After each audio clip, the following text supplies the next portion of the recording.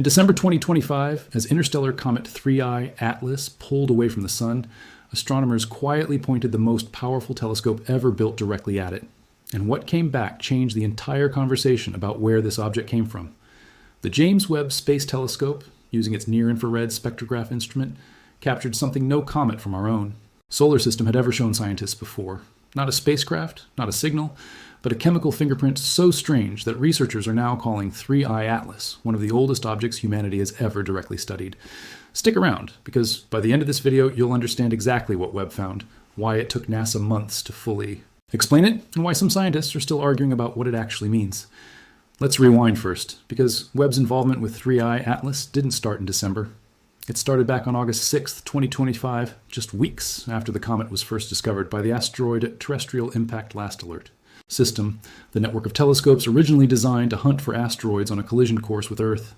That early Webb observation, using the same near-infrared spectrograph, picked up something researchers weren't expecting at all: an asymmetrically shaped coma, the cloud of gas and dust surrounding the comet's icy core that was unusually rich in carbon dioxide. The ratio of carbon dioxide to water measured in that coma was among the highest ever recorded in any comet, solar system or otherwise, with carbon dioxide accounting for roughly 87% of the total gas being released, compared to just 4% for water, and most of the remaining fraction coming from carbon monoxide. For context, that's almost the exact opposite of what you'd expect from an ordinary comet formed inside our own solar system, where water ice is typically the dominant material boiling off as the object nears the Sun. Researchers floated two possible explanations at the time. Either 3I Atlas spent enormous stretches of its existence exposed to radiation levels far higher than anything in our solar system, slowly cooking away its water ice while leaving the carbon dioxide intact, or it simply formed in a much colder region of its original star system, a region where carbon dioxide freezes solid but water never had the chance to accumulate the same way. Then, in early June 2026, NASA's Webb team dropped the finding that pushed this story into an entirely different category. As 3I Atlas moved further from the Sun, warmed just enough by its recent closest approach to keep outgassing, Webb detected something that had never been directly confirmed on an interstellar object before: methane. Not just detected, but detected at a level roughly 11 times higher relative to water than anything ever measured on a comet native to our own solar system. That's not a small anomaly, that's an entire chemical signature that doesn't line up cleanly with how comets are supposed to behave once they've spent billions of years bathed in starlight and cosmic radiation. Scientists studying the data determined this wasn't some kind of exotic or artificial process. It was natural thermal outgassing, just happening at a scale and ratio nobody had directly observed before, because nobody had ever gotten this good a look at a genuinely ancient interstellar visitor while it was actively venting gas. If you're the kind of person who wants to actually understand space stories instead of just scrolling past the headlines, go ahead and subscribe now, because this next part is where things get genuinely wild. On June 22nd, 2026, a research team published their full analysis in the peer-reviewed journal Nature. And this is the paper that finally answered the question everyone had been asking since July of the previous year. Just how old is this thing? Using the near-infrared spectrograph to map out specific chemical ratios, including carbon isotopes and deuterium, also known as heavy hydrogen, the team found chemical signatures that simply don't exist in any comet native to our solar system. Based on those ratios, researchers estimate 3I Atlas formed somewhere between 10 and 12 billion years ago. Let that number sit for a second. Our own solar system, the Sun, the Earth, every planet you've ever heard of, is roughly 4.6 billion years old. That means 3I Atlas is potentially more than twice as old as our entire solar system, a frozen relic that was already ancient long before our Sun ever ignited, drifting silently through interstellar space for billions of years before a chance trajectory finally brought it close enough for us to see. The comet was formed, researchers believe, in the thick disk of the Milky Way, an older, more chemically distinct region of our galaxy than the thin disk where our own solar system eventually formed billions of years later. That alone makes 3I Atlas one of the oldest physical objects ever directly examined by human instruments, older than almost anything else we've ever gotten this close a look at. Now here's where NASA's own explanation and the more sensational corners of the internet start to pull apart. Because while researchers at NASA and the Space Telescope Science Institute describe these findings as remarkable but entirely consistent with natural comet behavior, just from an object far older and stranger than anything we've directly sampled before, that's not how the story spread once it hit social media. Headlines calling this a cover-up or claiming NASA was hiding evidence of something artificial started circulating almost immediately after the Nature paper dropped, even though nothing in the actual research supports that framing. Part of the confusion traces back to timing. The original Webb observation happened in August 2025, but the deeper isotope analysis that produced the 10 to 12 billion year age estimate wasn't published until June 2026, nearly a full year later, and that gap left plenty of room online for speculation to fill in before the actual science caught up. Harvard astrophysicist Avi Loeb, who has separately argued that 3I Atlas shows anomalies consistent with an artificial origin, based on things like its trajectory near Jupiter and unusual nickel to cyanide ratios detected earlier in its approach, weighed in publicly on the new Webb data as well. He's acknowledged the methane and carbon dioxide findings are almost certainly natural in origin, but has continued to argue that the object's overall behavior, taken as a whole, still deserves closer scrutiny before anyone closes the book on this comet entirely. Most of the broader scientific community disagrees with that framing, pointing out that an unusual chemical composition is exactly what you'd expect from an object this old, formed under conditions completely unlike anything in our own solar system's history. David Jewett, an astronomer at UCLA who led earlier Hubble observations of the comet, has echoed that same sentiment, describing the object's unusual traits as evidence of just how different conditions were in the part of the galaxy where it originally formed, rather than evidence of anything designed or artificial. Webb wasn't working alone on any of this either.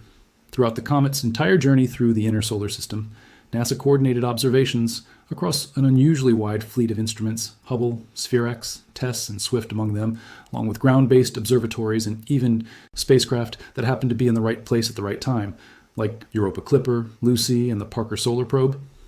Hubble captured what was, at the time, the sharpest image ever taken of the comet, revealing a teardrop-shaped cocoon of dust surrounding its icy nucleus and helping researchers narrow down the object's size to somewhere between roughly 440 meters and 3.5 miles across. SphereX contributed its own independent measurements of the comet's size and composition just weeks after discovery, giving scientists an early cross-check against what Webb would later find in far greater chemical detail. That kind of coordinated multi-instrument campaign is rare, and it's part of why researchers are confident the June 2026 findings hold up, because the age estimate and chemical signature weren't based on a single data set from a single telescope. They were built from months of overlapping observations that kept confirming the same unusual picture. Each instrument brought something the others couldn't. TESS and SWIFT contributed brightness and ultraviolet monitoring as the comet swung through different phases of activity, Europa. Clipper and Lucy happened to be positioned well enough during their own separate missions to grab supplementary imagery almost by accident. And the Parker Solar Probe, built to study the sun itself, ended up close enough during 3I Atlas's perihelion pass to add another independent data point nobody had originally planned for. That's the kind of scientific luck that almost never happens twice.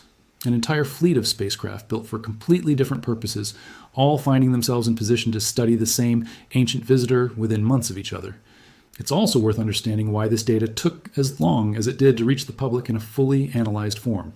Spectral data like this isn't something you glance at and immediately interpret.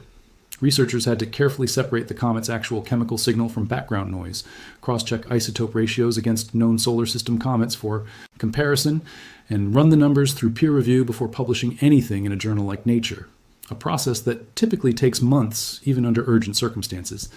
That gap between an August 2025 observation and a June 2026 published paper isn't evidence of anything being hidden. It's simply how rigorous science works when you're trying to get something this significant exactly right before telling the world. NASA has also continued releasing supporting data throughout that entire window, including earlier findings from Hubble and SphereX that measured the comet's size, structure, and physical properties well before the Nature paper's deeper chemical analysis was ready. So where does that leave us? 3I Atlas is not a spacecraft, and Webb's data doesn't suggest one. What it found is arguably even more remarkable in its own right. A fully natural physical object that has been drifting through interstellar space since before our sun existed, carrying a chemical record of conditions in a completely different part of our galaxy, one that formed in an era of the Milky Way we've never been able to directly sample before. The carbon dioxide anomaly, the unprecedented methane ratio, and the ancient isotope signatures all point toward the same conclusion. An object shaped by billions of years in an environment nothing like our own solar system's formation, not the hidden discovery NASA sat on, but a genuinely rare scientific opportunity that took real time and real peer review to properly confirm.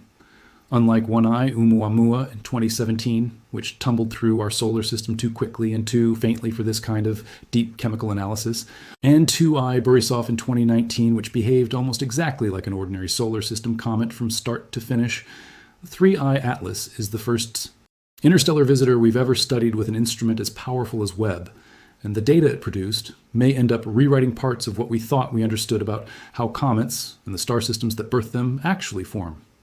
That comparison matters more than it might seem at first. Every interstellar object we've caught so far has looked and behaved differently from the last one, which tells scientists something important all on its own, that our own solar system's comets are likely just one small sample of a far wider range of possible chemistry across the galaxy, and that each new interstellar visitor is going to keep surprising us in ways our existing models simply can't predict yet. Researchers are already planning for the next one, whatever it turns out to be, because if the last 3 years have proven anything, it's that these objects arrive with almost no warning, and the window to study them properly closes fast. It's worth understanding how we even got early enough warning to point a telescope like Webb at this thing in the first place. The asteroid Terrestrial Impact Last Alert System that first spotted 3I Atlas on July 1st, 2025, was built primarily as a planetary defense tool, a network of automated telescopes scanning the entire sky every night for objects on a potential collision course with Earth. Catching interstellar visitors was never its main job. That's simply a byproduct of watching everything, all the time, without any human bias about where to look.